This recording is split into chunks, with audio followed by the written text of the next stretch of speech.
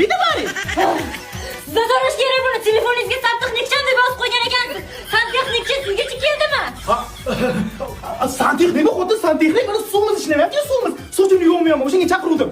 Ha, yo'q, santexnik shunaqa kiyinadimi? Bular ham formasini o'zgartirib turadi-da, bir xil hech kim ham yo'qmaydi-ku. Senga ham aytaman-ku. Ha, yaxshi, unda bu kim? Assalomu alaykum. Shunda santexnik bolasi bilan kelganmi? Yo'q, bu santexnik zapchasi-ku. Balki sizni zapchasingizdir. Yo'q, bizdan zapchasini boshqa tashlaganman. Biroq ham hazil javob hazil. Seryozni bo'ling. Bu yoqda yur. Yur. Mana. Kel.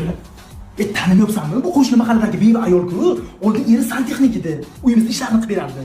O'zi erining ishini davom ettirib yuribdi. Mana bu qizchasi bir o'ziga qolib ketgan. Kecha ko'chada soqqa tiyib turgan ekan, gallan jinsdan bitta kurtka olib beraman deb bordim. Bitta sviter bilan kurtka olganga shim tegir qilib qo'yishgan ekan, maxsus aksiya qilib.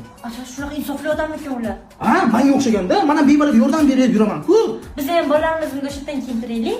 Buni kiyintiramiz, o'z bilan shuni jo'natamiz. Yunusoboddagi fillarga zo'r tovarlar bor ekan. O'shadan kiyintiramiz, bo'ladimi? Bu tez.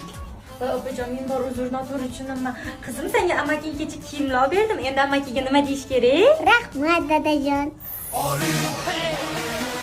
Dada dedimi? Ko'rdingmi, gallan jinsi kiyimlari dada deb yig'ib yuradi. Dada. Keta qolinglar, qizlar, bo'lib ketamiz hozir.